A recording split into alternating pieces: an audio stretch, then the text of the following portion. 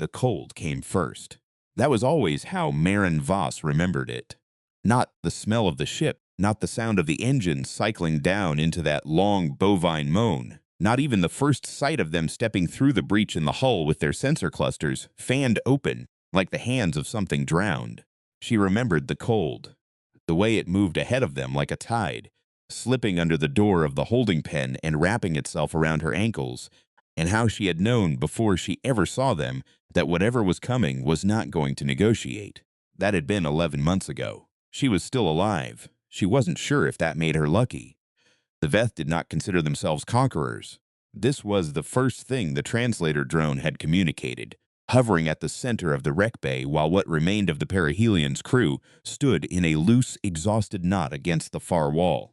The Veth considered themselves curators, documentarians of biological heritage. They had come, the drone said in its flat synthetic standard, because humanity was worth preserving, because in all their 700 years of galactic survey, they had never encountered a species quite so persistently, inexplicably, catastrophically alive. Marin had watched Commander Thad Corin listen to all of this with his arms folded and his jaw set in that way he had, the way that meant he was filing the information, not believing it. Preserving, he'd said. The drone had pulsed. As specimens, yes, that had been the word that changed things. Specimens. She turned it over in her mind now the way you turn over a stone you've found at the bottom of a river, looking for what lives underneath. She was sitting in the cargo hold they'd been assigned, her back against a support strut, her knees drawn up, a data pad balanced on them that she was not reading. Around her, the others slept or tried to. Morgan Haley, the ship's engineer, was working on something small and mechanical at the far end of the hold, head bent, concentrating with the focused calm of a man who couldn't afford to think about anything larger than what was directly in front of him. Judy Stevens, the mission's media specialist, sat with her back to everyone, earpiece in, monitoring channels that had been dark for months. They had 22 crew left. The perihelion had launched with 38. Marin was the ship's xenobiologist. She was supposed to be the one who understood alien things. She was not sure she understood any of this. She did know one thing. The Veth were not lying when they said humanity was interesting to them. She had watched them, watch her crewmates with something she could only call hunger. Not predatory hunger. Not the hunger of something that wants to eat, but the hunger of something that wants to know. They catalogued. They observed. They ran their sensor clusters over the humans with the focused attention of archivists, sorting through an estate. She had seen them spend 40 minutes documenting the way Morgan cracked his knuckles before he started work. She had seen them spend an entire afternoon observing Thad's breathing while he slept. They did not seem to understand that people could die from being watched the way they watched. The Veth commander, they had no given names, but Marin had started calling it the Baron in her head, because it moved through the ship with the specific unhurried ownership of someone born to a castle, had spoken with her 3 times since the capture. These conversations had a quality she recognized from fieldwork. The patient, one-sided interrogation of something that has never considered the other party might have its own questions. The Baron asked her about pain thresholds, sleep cycles, the biochemical basis of human grief. It asked her to describe, in technical terms, what happened inside a human body when it was afraid. She had answered honestly. She wasn't sure why. She told herself it was because she was buying time. She told herself it was because she was gathering information, building a picture, looking for a weakness. She told herself a lot of things in the cargo hold at 3 in the morning, with the Veth drive, humming through the floor and 21 sleeping humans around her, and the distant, cold certainty that they were headed somewhere she did not want to go. But there was another reason, and she knew it even if she didn't say it. The Baron was the most intelligent thing she had ever spoken to, and there was something in the shape of its questions, the specific curvature of what it wanted to understand, that told her it was not asking about humanity in general. It was asking about her. She found Morgan awake when she couldn't sleep, which was most nights. He'd gotten a length of copper wire from somewhere, she didn't ask, and had been methodically working it into increasingly fine coils for the past week. When she sat down beside him the 3rd night running, he looked up, assessed her, went back to his coils. "You've got your working face on," he said. "I'm always working. There's working, and there's working." He held a coil up to the light, such as it was, a faint bioluminescent seepage from the Veth panels overhead. You've got the face that means you've thought of something you don't want to think of. She watched him for a moment. His hands were steady. She had always admired that about Morgan, the way his hands stayed quiet even when everything else was loud. She'd seen him reroute a failing plasma coupling in the middle of a decompression event with a kind of focused ease that looked like disinterest. It wasn't disinterest. She knew that now. It was a particular kind of discipline, the discipline of someone who understood that panic was a luxury. "The reactor," she said. He didn't look up. "What about it?" "The Baron's been asking me questions about human physiology, specifically about cellular regeneration, specifically about the Kellner process." Now he looked up. The Kellner process was the reason the perihelion had been out here. Not officially. Officially, they were a long-range survey mission cataloging systems in the outer arm. But Marin was xenobiology, and Haley was engineering, and Thad was command, and everyone on this ship had been read into the actual purpose of the voyage, which was the live trial of a bioregenerative protocol that used low-dose atomic stimulation to accelerate human tissue repair. The Kellner process had been developed in a basement lab at the Martian Institute by a surgeon who'd lost 3 fingers to frostbite and decided that was unacceptable. In clinical trials, it had regrown those fingers in 4 weeks. In the outer arm, with a compact reactor and a modified delivery system, it might be able to do a great deal more. The prototype reactor was in Lab 3. The Veth had sealed the lab but not dismantled it. Marin had thought about that a great deal. "They know about it," Morgan said. "It wasn't a question. They know about it, and they want it." She paused. "Not to use it, to understand it. The Baron keeps asking me about the boundary conditions, how much stimulation is too much. What happens when you push the process past the point of repair into the point of construction?" Morgan set down his coils. "Construction. If you push it hard enough, the process doesn't just repair existing tissue. It builds new structures, new configurations. The body uses the stimulation as a blueprint and starts extrapolating." She said it flat, clinical. "We never ran those trials. Nobody wanted to know what it would build." He was quiet for a long time. Somewhere in the hold, someone murmured in their sleep. "They want to build something," he said. "They want to build something," she agreed. "And they think I'm the one who can tell them how." The next morning, the Baron came for her. It came with 2 attendants, long-limbed, slow-moving, their sensor clusters retracted into passive mode the way you might lower your eyes out of courtesy. The Baron itself was different from its attendants in ways that were hard to articulate. Same species, same fundamental architecture, but there was something in the way it occupied space that was distinctly personal. A quality of presence that Marin had come to think of as the Frankenstein quality. The quality of someone who had done terrible things in the name of knowledge and had arrived at a place where the knowledge and the terror had become indistinguishable from each other. She followed it to what had been Lab 3. The Veth had done things to the space, added their own equipment which sat alongside the human gear in a way that felt like an argument. The clean geometric forms of Veth technology alongside the cobbled, improvised, duct-taped aesthetic of human science. Marin stood in the doorway and felt something move in her chest. The reactor was still there. The delivery array was still there. Someone, Morgan, she realized, it had to have been Morgan, had removed 4 components in a way that would be invisible to anyone who didn't know what they were looking at. Good. She filed that. She did not let it show. The Baron gestured her toward a console and produced what she recognized after a moment as a data capture device. A recording system of some sophistication, designed to preserve not just what was said, but the physiological state of the speaker. Heart rate, hormone levels, neurological activity. A perfect record, an archive. "You understand this technology," it said. "Not a question. I helped develop it," she said. "You will explain the construction phase. The upper limits of stimulation. What is built when the process is freed from constraint." She looked at the recorder. She thought about the word specimens. She thought about Thad Corin's jaw, set and patient, filing things away. She thought about Morgan's hands, steady over small mechanical components. She thought about the 16 people who hadn't made it to the cargo hold.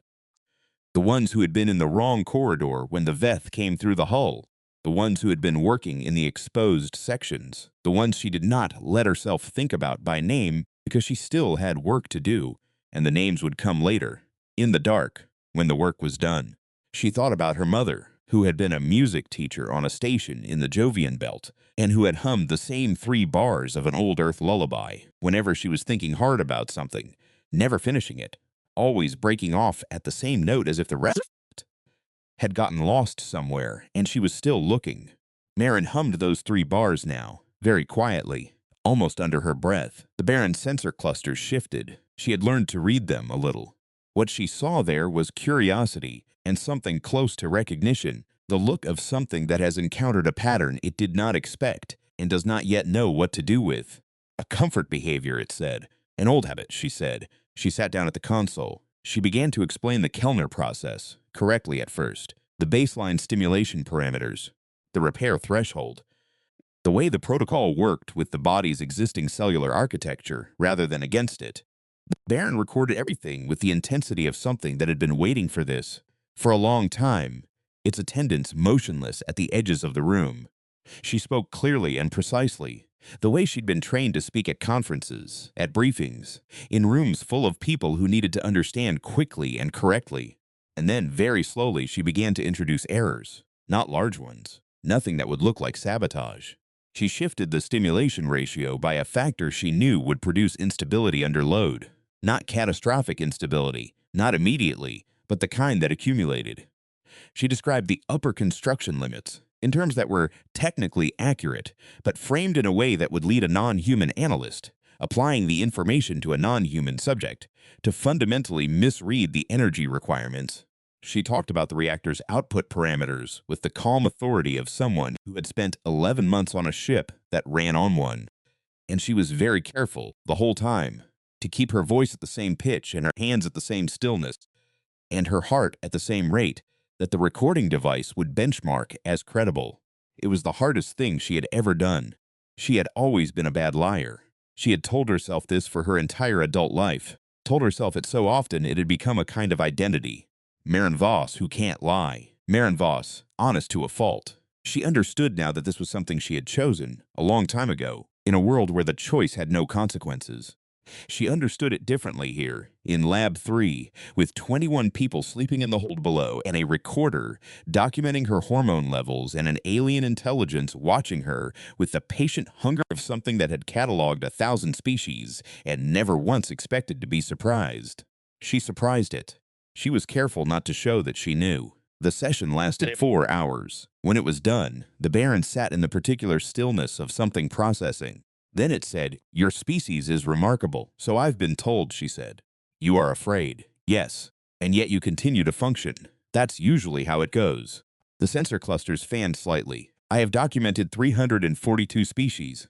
None of them maintained coherent cognitive function under sustained fear at this level. Most deteriorate. Most, a pause, a searching quality, as if finding the right word, becomes simple. They revert to reflex. You do not." She thought about saying something modest. She thought about deflecting. She thought about the 3 bars of her mother's lullaby, and about Morgan's coils of copper wire, and about the specific way Thad Corin folded his arms when he was filing something away. She said, "We've had a lot of practice."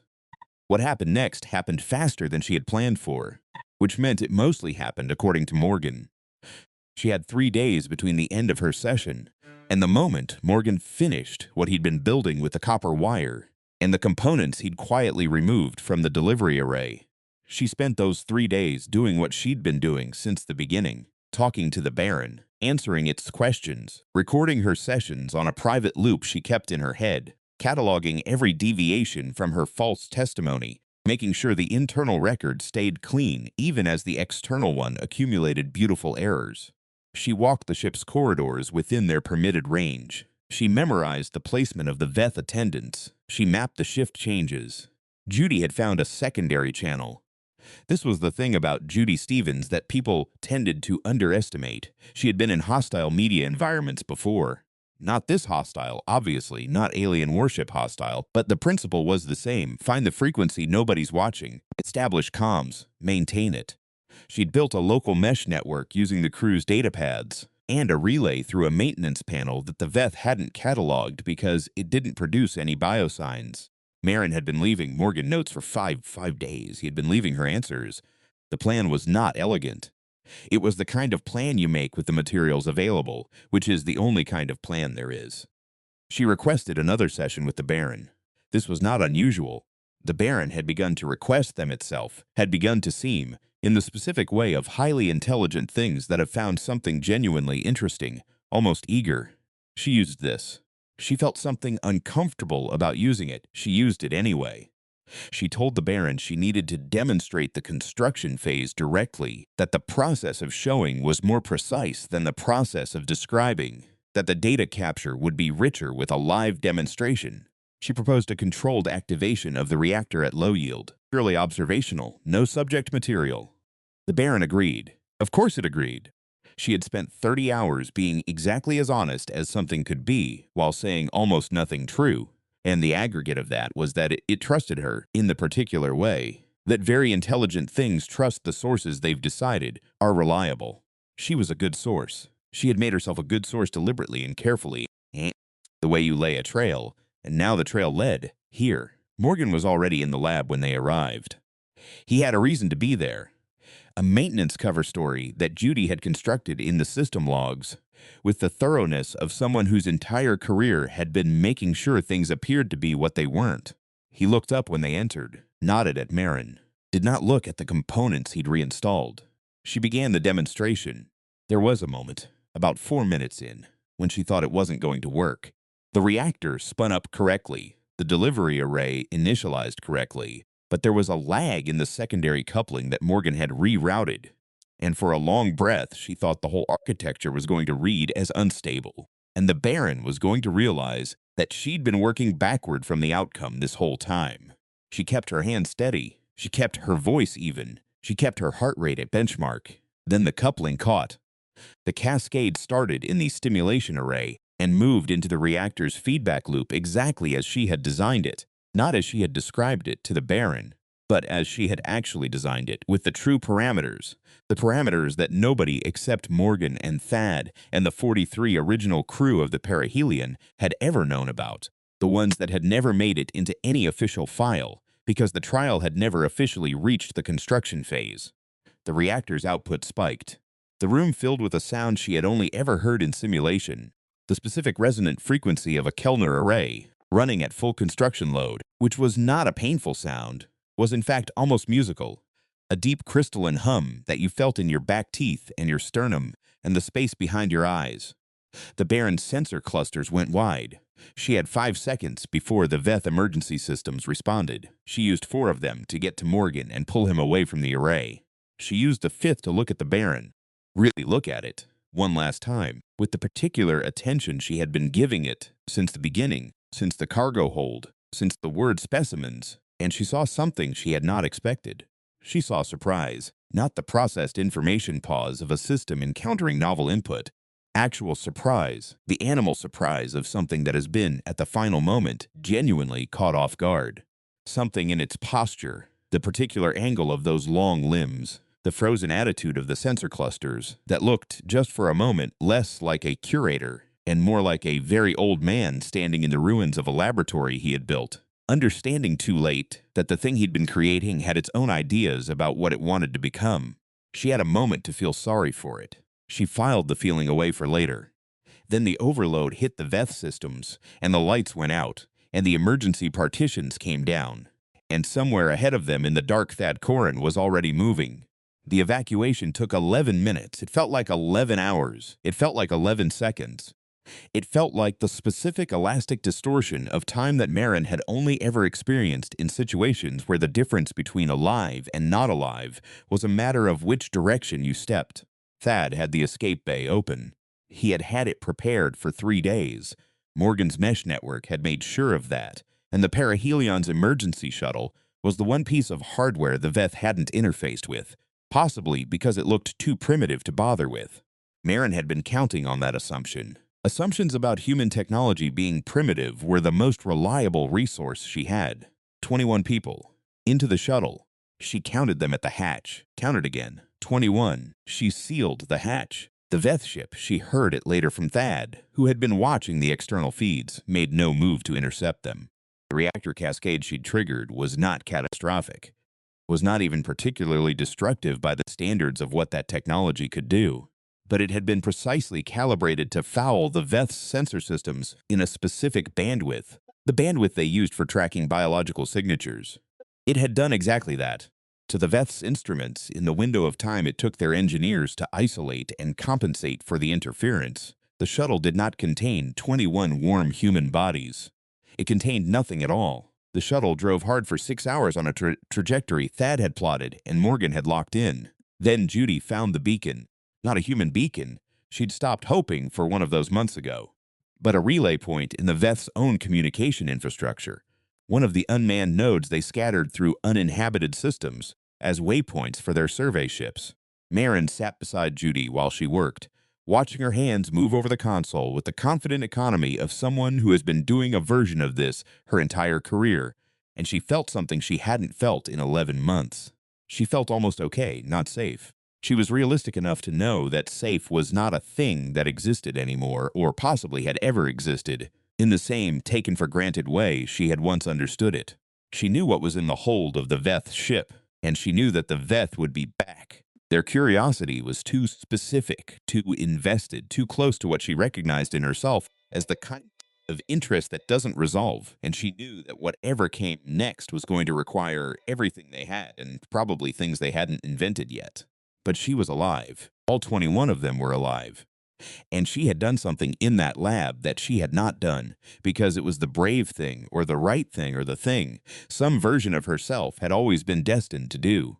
She had done it because the Baron had been right about her.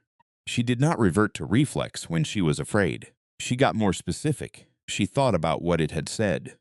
342 species. None of them maintained coherent cognitive function under sustained fear at this level. She thought about the copper wire coils Morgan had worked on for a week for no reason except that his hands needed something to do. She thought about Judy's earpiece, dark channels for months, not giving up. She thought about Thad Kirkoran's arms, folded, filing things away with the patience of a man who understood that a situation that didn't kill you was still information. She thought about 342 species. She thought about what it meant that every single one of them had, apparently, simply deteriorated. Gone simple, reverted. She thought about the fact that humanity was apparently the 343rd.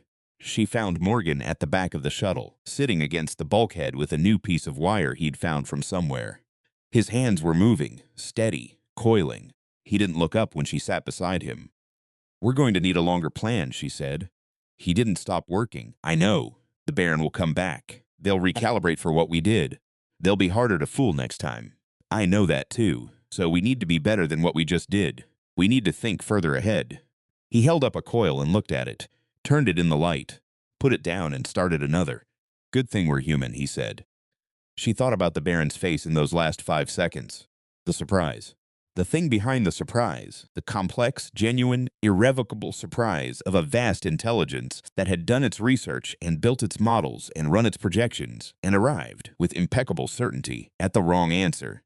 The specific surprise of something that thought it knew exactly what it was dealing with. "Yeah," she said. "Good thing." She let herself hum, just for a moment, the 3 bars of the lullaby.